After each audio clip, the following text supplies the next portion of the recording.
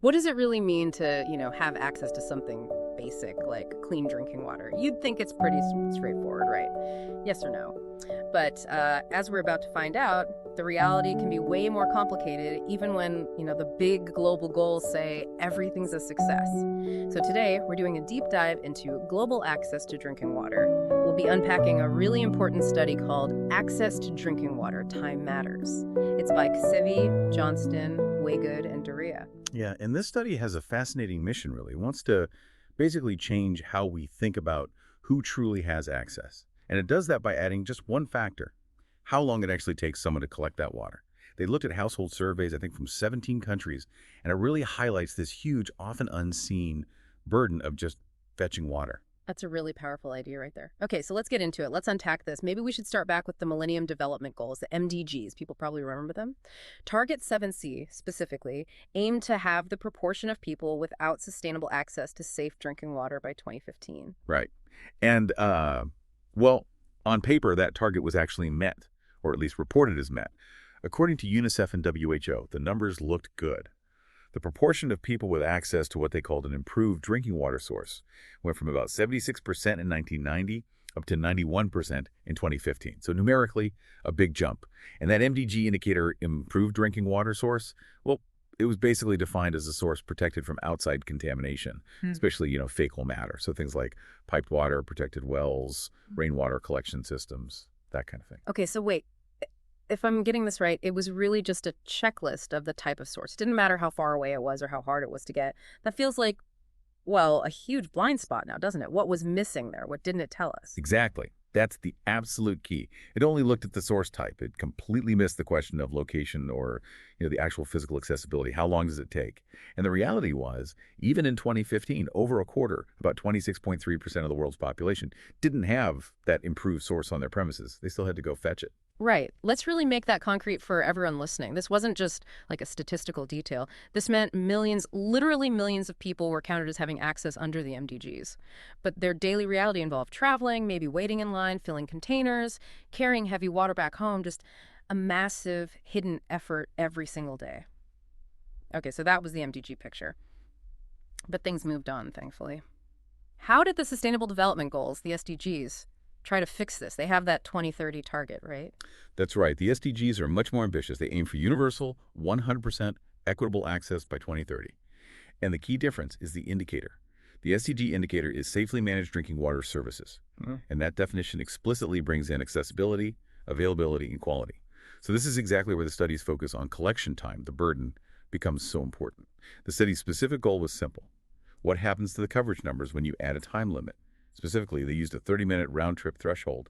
How does that change the picture of who has access? Okay, and how did they figure that out? They focused on certain countries, didn't they? They picked 17 countries where less than 10% had piped water right in their homes back in 2015, mostly in sub-Saharan Africa, places like Burkina Faso, Chad, Uganda, DRC, but also Haiti, places where collection time was likely a really big factor. Exactly. They used existing, reliable survey data. Things like the USAID Demographic and Health Surveys DHS or UNICEF's MIKESS surveys. And they simply grouped households based on the reported time it took for a round trip to get water. So was it on premises? Was it within 30 minutes? Or did it take longer than 30 minutes? And that 30-minute cutoff wasn't just random, right? It aligns with how the UNICEF JMP classifies things, too. Like basic services within 30 minutes. Limited is over 30 minutes. Precisely. It's a recognized benchmark. Yeah. So the big question, what did they find when they applied this 30-minute rule? The headline finding is pretty stark. On average, across those 17 countries, the proportion of people considered to have access dropped by 13% when you factor in that 30-minute travel time. Wow, 13%. That's not a small adjustment. That fundamentally changes the story. Think about that. A 13% drop means millions of people who were previously counted as served are now seen in a different light. It really forces us to rethink what access even means on the ground. Absolutely. And digging into the details. Well, in some of these countries, up to 40% of the entire population needs more than half an hour to get water. 40%. Yeah. That's regardless of whether the source is technically improved or not. Yeah. In more than half the countries they looked at, over 1 in 4 households lived more than 30 minutes away from their water source, round trip. And about half the countries had an average collection time over 30 minutes. Can you do an example? Sure.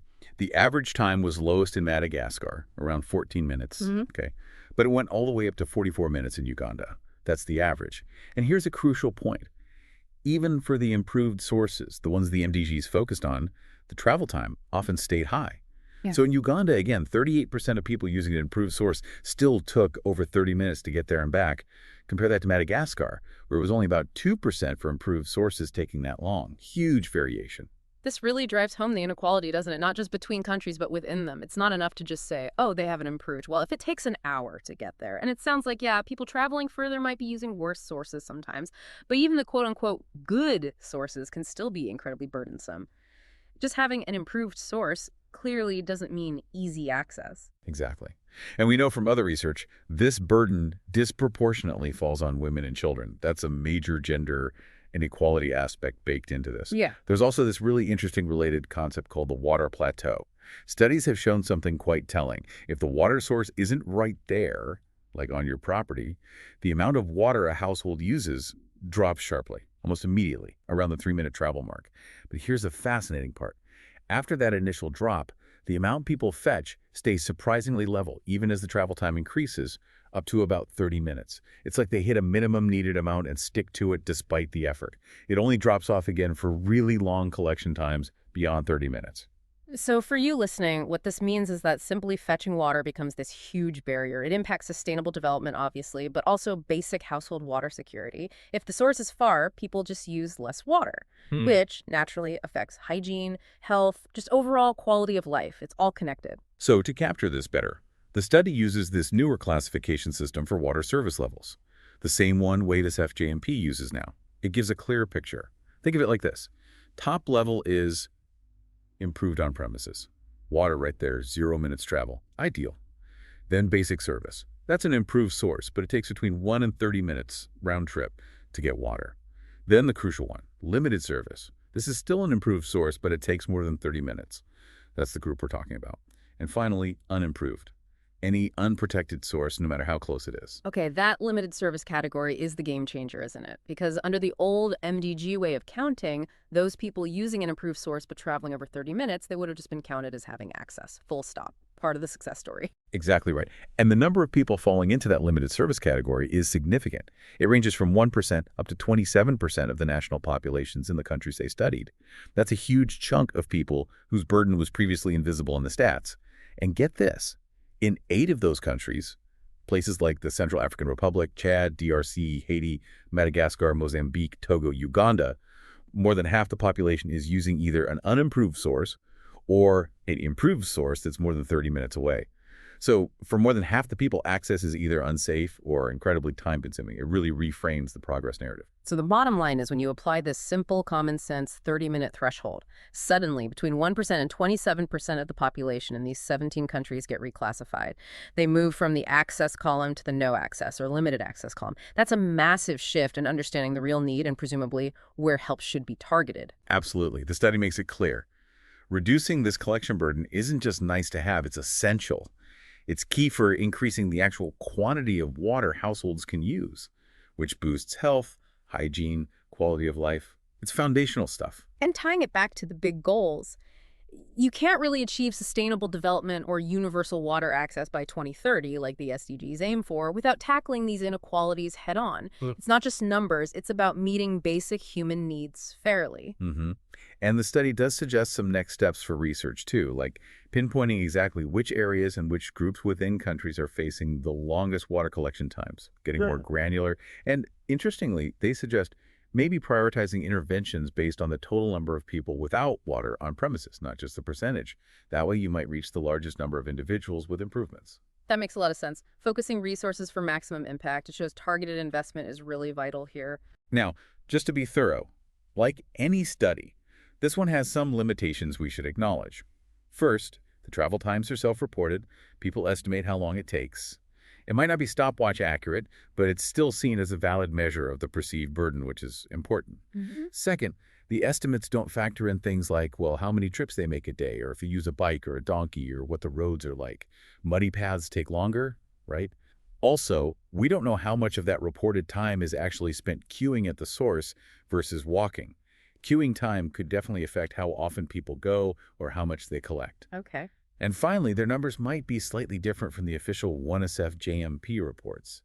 That's mainly because this study used the latest available survey for each country, while JMP uses a statistical method, linear regression, based on all available past data points to project trends. Just slightly different methodologies. Right, those are important points for context, good to keep in mind. But even with those caveats, it sounds like the main conclusion is still incredibly powerful, wouldn't you say? Oh, absolutely. Despite those limitations, the study's core message is crystal clear. Adding time fundamentally changes how we see global water access. It moves us beyond just the type of tap, or, well, towards understanding the real human effort involved. So the big takeaway for everyone listening from this deep dive has got to be access to drinking water isn't just about having an improved source nearby. Time and distance, the actual burden of collection, they matter immensely. Yes, and that shift we talked about, from the MDGs focus on just improved source to the SDGs safely managed services, which includes accessibility measured by time, that's a really critical step forward. It helps us get a more accurate and frankly more equitable picture of who has truly secure water access and who doesn't. Yeah. It recognizes the human cost. So here's something to think about as we wrap up. This whole discussion about water shows how easily a simple metric, like improved source, can hide huge burdens affecting millions. It makes you wonder, doesn't it? What other areas, maybe in our own lives or other big global issues, might we be misjudging? Where else are we focusing on just one part of access? Access to food, healthcare, education, information, without fully considering the time, the cost, the effort, the real resources required to actually use it. What other essential services might have these kinds of hidden burdens that we're just not measuring properly? Lots to think about there. Thank you for joining us on this deep dive today. Keep exploring, keep asking questions.